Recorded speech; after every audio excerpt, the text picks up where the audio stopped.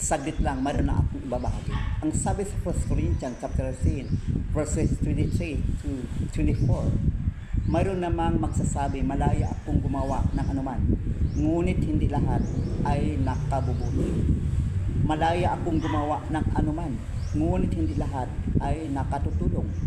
Huwag sariling kapakanan ang hanapin ninyo, kundi ang sa iba. Ito ay sulat ni Apostol Paul sa mga taga-Korinto. Ito ay tinatalakay niya ang issue tungkol sa pagkain na inihandog sa Diyos-Diyusan at ang kapakanan ng iba. Minsan may ginagawa tayo na mga bagay na akala natin ay tama, yung pala matinding problema ang idudulot sa bandang huli. Minsan may ginagawa tayo na akala natin ay hindi kasalanan, yung pala unti-unti na tayo hinihila palayo sa Diyos.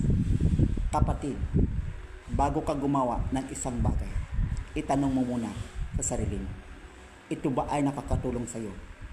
Ito ba ay nakakatulong sa kapwa mo?